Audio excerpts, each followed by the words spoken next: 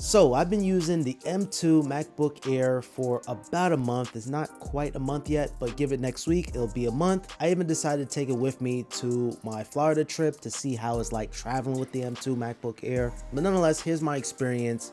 And before we get into that, make sure you guys click on that red subscribe button, drop a like on this video, follow me on Instagram and on Twitter at Simplypops. Now I travel with the midnight color. As you guys know, I have this in silver and I have this in midnight, but I wanted to pick the midnight just to see how dirty and smudged up it can get. And quick update, this is how it looks. It's all smudged up all around, from the keyboard to the trackpad. So when you're picking up the midnight color, you might want to pick up a microfiber cleaning cloth. If not, if you already have one, pick up another one, because this bad boy is going to get smudged up. As soon as you take it out the box, you're just gonna notice those fingerprints right away. It is a sleek color and I like it, but it could get dirty very easily. I see some people probably even going with space gray, or even for that case, maybe starlight, because that's the second new MacBook color. The lighter color of the MacBooks tend to hide the smudges, the scratches, the wear and tear. If you happen to have an iPhone 13 Pro or 13 Pro Max, this color is gonna complement really well with the Sierra Blue if you have one, and it matches well with my travel backpack that I used to travel this with. And I gotta say, I appreciate how thin and light this is. Comparing this to my 16-inch MacBook Pro, this is a day and night difference. And comparing this to the predecessor, the M1 MacBook Air, it is thinner, it is lighter, but it's not that much of a huge difference where it's a day and night difference. And we're gonna talk about the M1 MacBook Air in a little bit, because Apple still sells that on their website. They still sell it retail, and that is not a bad option for most people, but later on that. So essentially, this is the MacBook Pro 14-inch little brother. It's thinner, it's lighter, it's a little bit more portable, and of course you have the infamous notch here present, which I don't care. I'm so used to the notch by now. And Apple does it really well because the notch blends in with the menu bar, so it's not going to obstruct your view or whatever app that you're on. The notch is for the 1080p webcam, which is a big step up compared to 720p on the M1 MacBook Air. But in the future macOS update, which is macOS Ventura, you could be able to utilize your iPhone's rear camera as a webcam, and it works really well. I created a whole shorts on it, and it's actually fantastic to see how Apple's ecosystem just collides together. So the webcam, to me, it doesn't matter now that we have that update. Although it would be cool to see Face ID. I think Apple is saving that for another day. When Apple got rid of MagSafe back in 2016 on their MacBooks, I was utterly disappointed, but I'm happy to see it back. Now you have Thunderbolt and you have MagSafe for charging. So you're not utilizing the Thunderbolt port to charge a MacBook and you're only stuck with one port.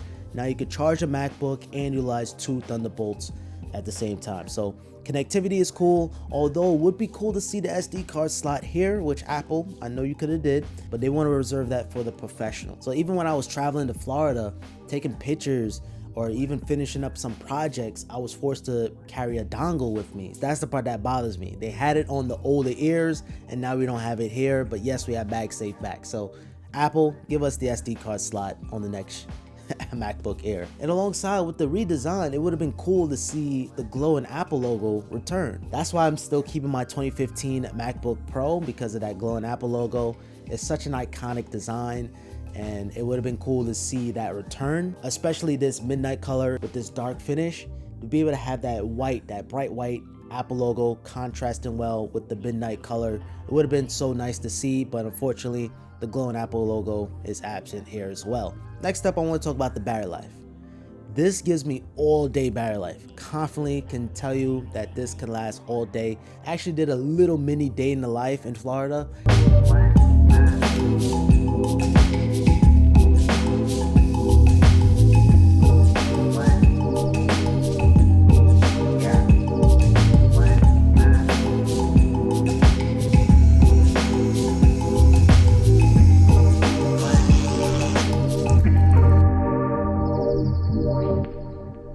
I can confidently say that this will last me all day, regardless of me editing, typing up documents, watching Twitch, watching YouTube.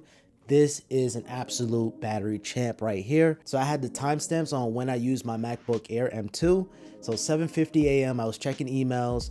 I use Google Chrome instead of Safari just because of my Chrome extensions and my Google account, everything just goes hand in hand. And I use a PC, so anything I do on Chrome on my Mac, it reflects on my PC. And I know it is more straining on the MacBook. Using Safari is a little bit more lightweight. It's not as straining on the Mac. And then I decided to watch some YouTube videos at 9:46 a.m. watching Twitch. Shout out to Aiden Ross. Yo, damn. Shout out to Kid Boga. And I was even editing some videos. Alright, so we're gonna talk about video editing in a little bit. It was just it lasts all day. So it took me all the way up until like the next day, because I was using my laptop from 7:50 a.m. and of course I was taking some breaks, taking a walk outside, because even on the standby mode, it still handles it like a champ. So you can have Final Cut Pro open, it's still not going to drain as much battery life. It officially died like around 3:30 a.m. in the morning. I tried editing one of my videos, which was the Amazon Fresh grocery store. If you missed that video, I highly encourage you guys to watch it. That entire video was edited off the M2 MacBook Air, and it was a nightmare. Lagging, stuttering, freezing. And pairing that up, this is the base model MacBook Air. I forgot to mention that in the beginning. So we know about the SSD problem, the slowdown. We're gonna talk more about that in a little bit. Now I edit my videos in 4K, 422, 10-bit. The Air M2 absolutely struggled. It wasn't happening, but I pushed through and I got it to work. And mind you, in the background, I had Google Chrome open, because when you edit in videos, I always like to have my web browser open, because I might need something to reference. I need some screenshots from online. Pairing that up with 8 GB of RAM. Don't do it to yourself. If you're a video editor, if you're a serious video editor, do not play yourself and get the M2 MacBook Air. It's not going to be worth the investment. Now, for other people, if you're a coder, if you like to code in Xcode, I haven't got that far yet, but I'm sure it's going to probably be just fine. Like I mentioned earlier, the SSD problem. I'm sure you guys read the headlines. The SSD on the base M2 Air is 30% slower compared to the M1 Air, and that is due to the fact how Apple incorporated one SSD chip, soldered onto the motherboard. I think they did this just to cut down the cost, because as we know, there's a chip shortage going on, so they had to cut corners in some way. And since this is for the average consumer, Apple probably figured just, hey, let's give them a slower SSD, but they give us the M2, which is faster. But the SSD is just as important as the CPU and the GPU. If you have a slower SSD and pairing that up with 8 GB of RAM, you're gonna have more memory swapping going on. Memory swap is when the computer runs out of RAM, it puts some data onto the SSD to keep it in memory. It's actually pretty unique, because if the SSD is fast enough, you're literally not gonna see the difference. It's not like from the older Macs with the mechanical hard drives. We had memory swaps then, but that hard drive, the old school hard drives, were terrible. So that is the same situation here. The SSD is slower compared to the M1, so the performance is gonna feel a little slower overall. And of course, if you try to click and drag some files to the base M2 Air, that's gonna be even slower. And like I said, the average consumer is not clicking and dragging tons of gigs worth of file. Most people are probably gonna just transfer some documents, some simple PDF documents. And unfortunately, it is a pretty big price jump. We're talking about $1,200, which is the base M2, versus $1,500 on the high-end M2, and that is a pretty big price difference. That's $300. You could have put that towards Apple Care, or just simply have it in your pocket. I think most people are gonna go with the base model, and that's where the M1 comes into play. And a lot of people are gonna get tricked up with this. They see the M2 Air, it's a brand new design, it looks cool, it looks different. You're gonna be the cool kid in school with the M2 Air. So Apple figured they cut the corners on the SSD department, but as little as they know, you're getting 30% slower compared to the M1, which is the older MacBook Air, which I still recommend the Air over the M2, just because dollar for dollar value for being under $1,000. There's nothing competing with the M1 MacBook Air in terms of value, and you can even pick it up cheaper on Amazon. I throw a link in the description. Now I do have the high-end M2 here, and I just wanted to just see for myself, and yes, it's true. it is faster. The M2, the high-end M2 Air is faster than the base M2, regardless of it being the same chip. But all in all, it's not to say that the M2 is a bad machine.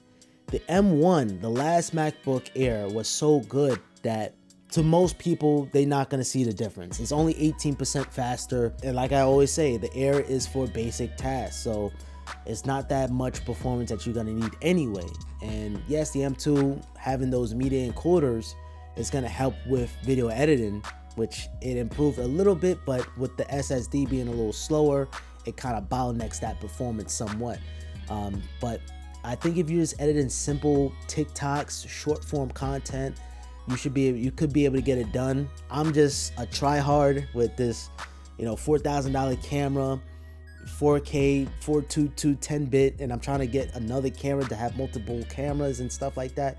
I'm just a professional. I try to make the best clean videos the best as I can. So I love the M2. I had a good time. My experience was pleasantly well, but it's just not for me. I'm gonna keep my M1. It's always good to have like a lightweight laptop for traveling, but I think the M2 is just not necessary for me. It's not necessary for me. It is cool, but it's just not necessary. If you have an M1, I wouldn't even upgrade to the M2.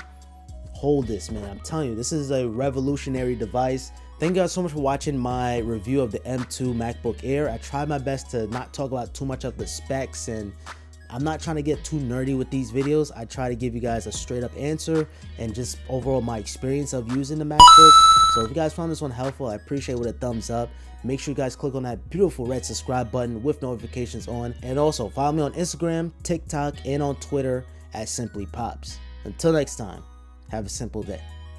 Peace.